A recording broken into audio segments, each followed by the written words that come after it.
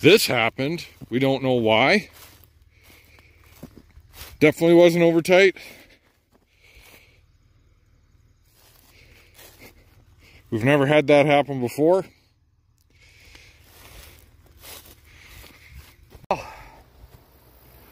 Some days are good, some weeks are bad. Some weeks are good, some days are bad. It's kind of the way farming goes. And I'm in the middle. I'm in day 3 of a bad week. Monday was a fire. And Monday was also the day that we had a bag rupture, rip, tear, whatever, on us. And actually yesterday wasn't so bad. It was just a lot of the dealing with insurance and all that. Then today, my combine just decided not move. We think we have. We spent all morning troubleshooting it. We think we know what part we need. Doug's on his way to Storthoaks right now to pick it up. And hopefully that is the cure. If not, we'll call the tech and have them out for the morning. But at least we tried something. I really hate it, but a lot of times you just have to load up the parts cannon and fire at will. I'm working on vacuuming out the end of the bags so that we can seal them and be good enough to, or have enough slack that we can hook the extractors on. I accidentally overfilled the second half of that bag. It's been a real tough week. I got the insurance adjuster supposed to be here in the next couple of hours, and I've only got one tractor to run 2 pieces of equipment, and they're different PTOs, so there's a chance that it's going to rain tonight. So if we get rained out for tomorrow, I'm going to take that sprocket off. I will likely do all the bearings because I can see some dust coming through, and yeah, may as well do that. Which sucks, but it is what it is. So, yeah. Anyways, onward and upward. All right, so you can see grain was out to here-ish, and then there was another 6 or 8 feet of bag that was left over. But where the tear was, well, you can see the edge of it right here. So there's a big pile of grain here. It's not really a lot of fun to use the vacuum on this dry dirt because of that rubber hose. It just starts making static and you keep on getting jolted in your hands. So in the middle here, I've got close to enough. Well, probably enough.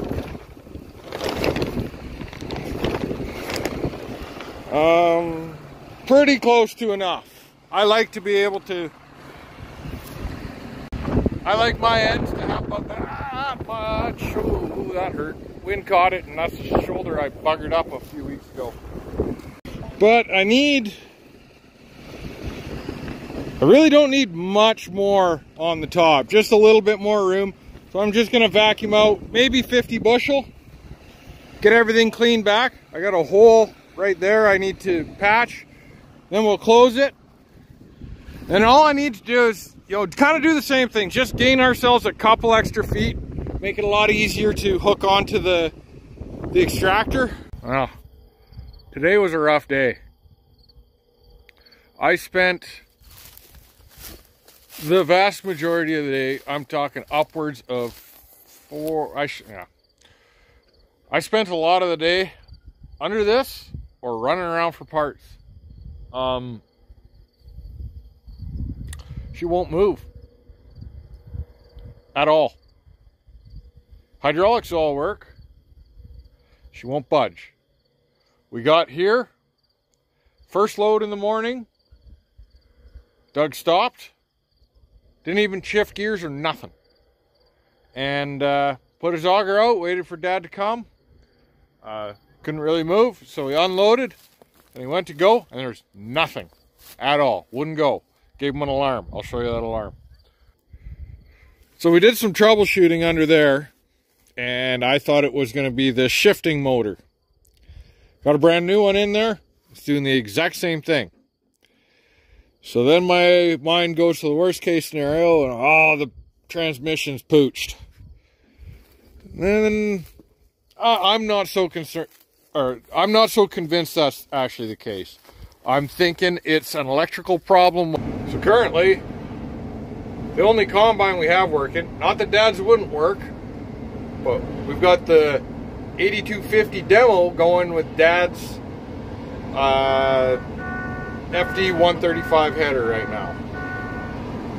Mine's just beeping at me. I fired it up. I'll show you what kind of alarm I'm getting. That one. And yeah, I could go through diagnostics and bore the hell out of you. So we're shopping for headers right now. Yeah, checking out prices. Kind of trying to decide. I'm not going to get rid of this guy. I was planning on getting rid of it at the end of the year after harvest. I still am kind of sticking to that plan. I'm probably going to go try and get one of them, 8240.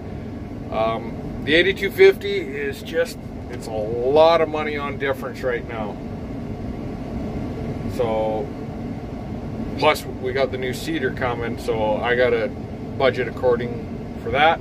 However, if I can get an 8240 that's spec'd out the same as Dad's, here's what I'm thinking. Short term is we probably end up buying an FD 140.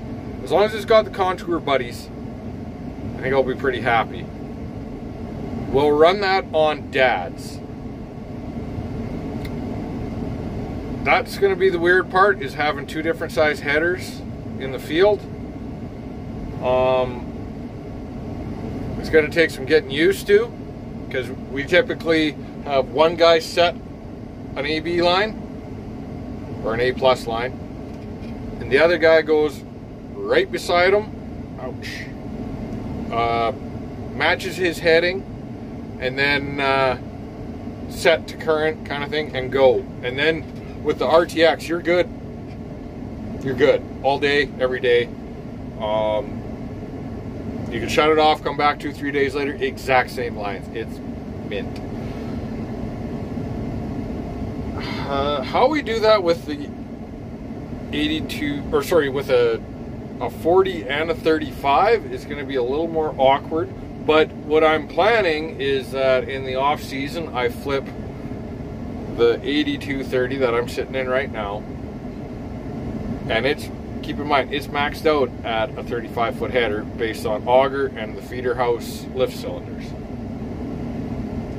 Dad's 8240 over there is spec'd for a 40-foot header, and almost everything nowadays is getting that way. And it's getting to be 40-foot is probably one of the most common ones out there, as long as you're not in big wide open country.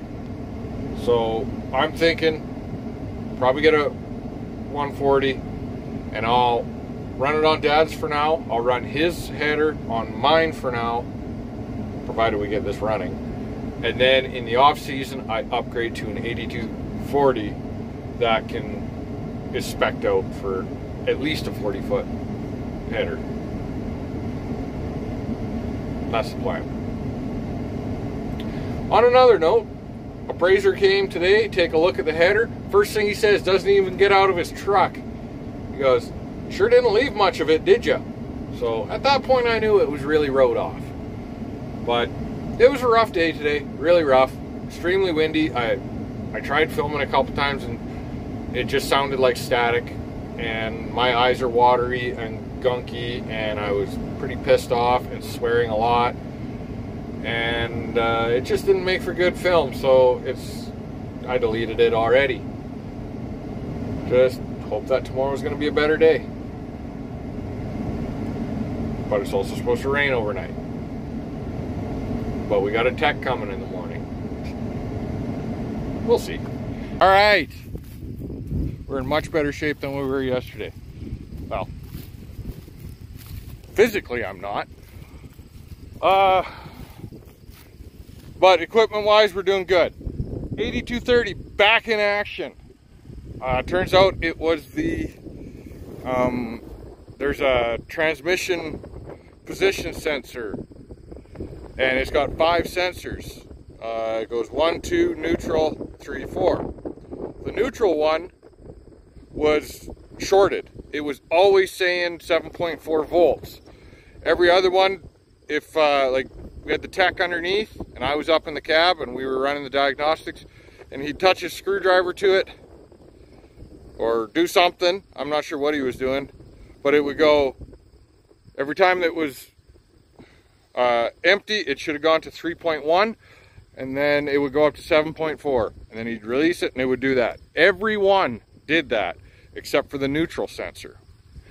So his theory is it shorted somehow and was confusing the system, saying it was always in neutral. So it might have made the shift, but it didn't it didn't know what to think, because it would see that it was in gear 2 and neutral at the same time, and it's like, I don't get that. So that was the issue with that. It was not that shift motor. So now we have a used spare that is still good as far as we know. The dad just took off with the 8250. We're going to put the pickup header back on. We got 2 days out of it. We felt like that was a really fair demo. Reliability is great. The job quality I thought was really good. The price is a bit tough to swallow, but that's neither here nor there right now. As we stand right now, we have Dad's got his combine with his header, all good to go. I've got my combine with a neighbor's header for now. Got to be working the phone this afternoon, trying to see what's what and when it can be here and yada yada yada. Kind of trying to figure out how to do a deal without knowing if insurance is going to try and screw me over or not. I don't think they will, because I've got a lot of receipts that prove how much I had into it over and above. Plus I have comparables from other websites. So yeah, we'll figure that out.